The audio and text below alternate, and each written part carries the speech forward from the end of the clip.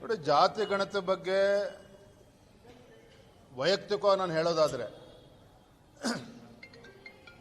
ಸಿದ್ದರಾಮಯ್ಯನವರ ಈ ಜಾತಿ ಗಣತಿ ಏನಿದೆ,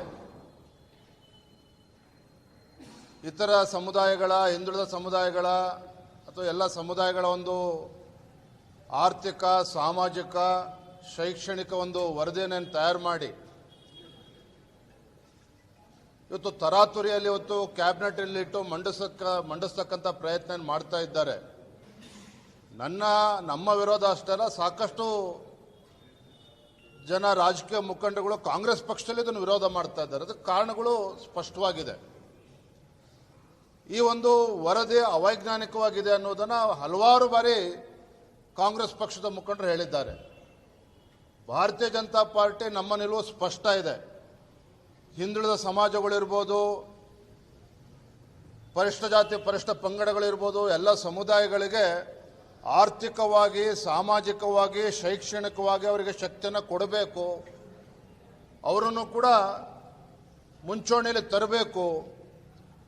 ಭಾರತೀಯ ಜನತಾ ಪಾರ್ಟಿ ನಮ್ಮ ಮೂಲ ಉದ್ದೇಶನೇ ಅಂತ್ಯೋದಯ ಅಂತಕ್ಕಂಥದ್ದು. ಸಮಾಜದ ಕಟ್ಟಕಡೆಯ ವ್ಯಕ್ತಿಗೂ ಕೂಡ ಆ ದೇಶದ ಮತ್ತು ರಾಜ್ಯದ ಸವಲತ್ತುಗಳು ತಲುಪಬೇಕು, ಅವರು ಕೂಡ ಮುಂಚೂಣಿಯಲ್ಲಿ ಬರಬೇಕು ಅಂತಕ್ಕಂಥದ್ದು. ಆದರೆ ಇದನ್ನು ರಾಜಕೀಯ ದಾಳವಾಗಿ ಬಳಸಿಕೊಂಡು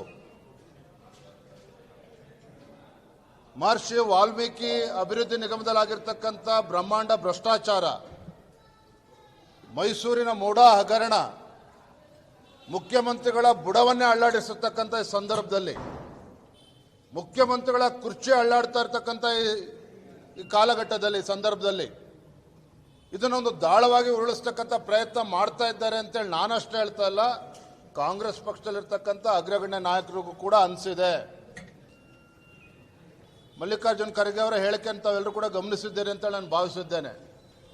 ಜಾತಿ ಜನಗಣತಿಯ ಬಗ್ಗೆ ನಾವು ರಾಷ್ಟ್ರ ಮಟ್ಟದಲ್ಲಿ ಚರ್ಚೆ ಮಾಡಬೇಕು, ಬೇರೆ ಬೇರೆ ರಾಜ್ಯದಲ್ಲೂ ಕೂಡ ಚರ್ಚೆ ಮಾಡಬೇಕು, ತದನಂತರ ನಾವು ನಿರ್ಣಯವನ್ನು ಕೊಡ್ತೇವೆ ಅನ್ನೋ ಮಾತನ್ನು ಮಲ್ಲಿಕಾರ್ಜುನ್ ಖರ್ಗೆ ಅವರು ಹೇಳಿದ್ದಾರೆ.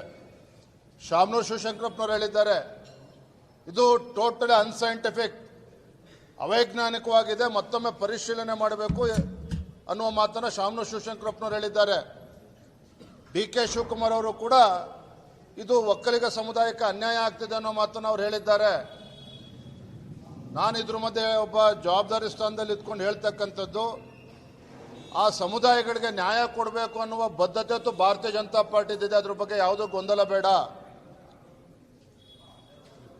ಯಾವುದೇ ಗೊಂದಲ ಬೇಡ. ಆದರೆ ಇದನ್ನು ರಾಜಕೀಯ ದಾಳವಾಗಿ ಬಳಸಿಕೊಂಡು ತಮ್ಮ ಕುರ್ಚಿಯನ್ನು ಉಳಿಸ್ಕೊಳ್ತಕ್ಕಂಥ ಪ್ರಯತ್ನ ಮಾಡೋದಕ್ಕೆ ಹೊರಟಿದ್ದಾರೆ.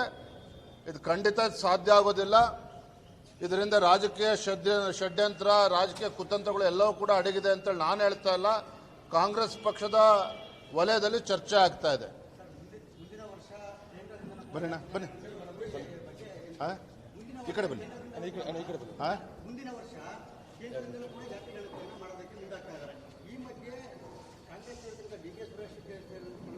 ನೋಡಿ, ಮೊದಲ ಪ್ರಶ್ನೆ ಇವತ್ತು ಯಾವುದೇ ರಾಜ್ಯ ಸರ್ಕಾರಕ್ಕೆ ಜಾತಿ ಜನಗಣತಿ ಮಾಡೋದಕ್ಕೆ ಕಾನೂನಲ್ಲಿ ಅವಕಾಶ ಇದೆಯಾ?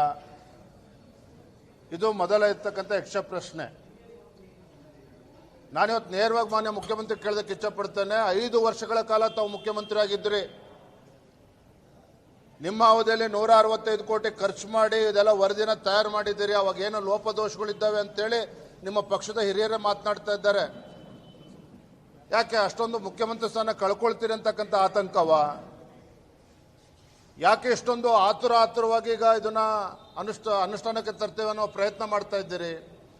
ನನಗೆಲ್ಲೋ ಒಂದು ಕಡೆ ಅನ್ನಿಸ್ತಾ ಇರ್ತದು, ಸಿದ್ದರಾಮಯ್ಯನವರು ಮುಖ್ಯಮಂತ್ರಿ ಸ್ಥಾನದಲ್ಲಿ ಭಾಳ ದಿನ ಉಳಿಯೋದಕ್ಕೆ ಸಾಧ್ಯ ಇಲ್ಲ ಅನ್ನುವ ಮನವರಿಕೆ ಅವರಿಗಾಗಲೇ ಆಗಿದೆ.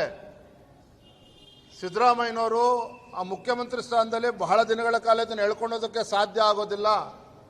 ತಾನು ಅಪರಾಧಿ ಸ್ಥಾನದಲ್ಲಿ ನಿಂತಿದ್ದೇನೆ, ಬಹಳ ದಿನಗಳ ಕಾಲ ಬಂಡತನ ನಡೆಯೋದಿಲ್ಲ, ಹಾಗಾಗಿ ಒಂದು ಬ್ರಹ್ಮಾಸ್ತ್ರ ಚಲಾವಣೆ ಮಾಡೋಣ ಅಂತಕ್ಕಂಥ ಪ್ರಯತ್ನದಲ್ಲಿ ಈ ವಿಚಾರಗಳನ್ನು ಮುಂದಿಡ್ತಕ್ಕಂಥ ಪ್ರಯತ್ನ ಮಾಡ್ತಿದ್ದಾರೆ ಹೊರತು ಇದರಲ್ಲಿ ಸಿದ್ದರಾಮಯ್ಯನವರು ಮುಖ್ಯಮಂತ್ರಿಗಳ ಪ್ರಾಮಾಣಿಕ ಕಳಕಳಿ ಇದೆ ಅಂತೇಳಿ ನನಗೂ ಅನ್ನಿಸ್ತಾ ಇಲ್ಲ, ನಮ್ಮ ಪಕ್ಷದಲ್ಲೂ ಕೂಡ ಅನ್ನಿಸ್ತಾ ಇಲ್ಲ. ಅದೇ ರೀತಿ ಆಡಳಿತ ಪಕ್ಷದ ಸದಸ್ಯರು ಕೂಡ ಕಾಂಗ್ರೆಸ್ ಪಕ್ಷದಲ್ಲೂ ಕೂಡ ಯಾರಿಗೂ ಅನ್ನಿಸ್ತಾ ಇಲ್ಲ. ಈಗ ಮುಖ್ಯಮಂತ್ರಿ ಬದಲಾವಣೆ ಘೋಷಿಸಿದ ಬೆನ್ನಲ್ಲೇ ಇವತ್ತು ಸತೀಶ್ ಜಾರಕಿಹೊಳಿ ಮತ್ತು ಎಚ್ ಸಿ ಮಾದೇವಪ್ಪ ಭೇಟಿಯಾಗಿದ್ದಾರೆ. ಎಲ್ಲರೂ ಭೇಟಿ ಆಗ್ತಾ ಇದ್ದಾರೆ. ಎಲ್ಲೋ ಒಂದು ಕಡೆ ತೆರೆ ಮೇಲೆ ಏನಾದರೂ ವ್ಯವಸ್ಥಿತವಾಗಿ ಮುಖ್ಯಮಂತ್ರಿ ನೋಡಿ, ಸತೀಶ್ ಜಾರಕಿಹೊಳಿ ಮತ್ತೆ ಭೇಟಿ ಮಾಡ್ತೀನಿ, ಆಮೇಲೆ ಚರ್ಚೆ ಮಾಡಿ ಹೇಳ್ತೀನಿ.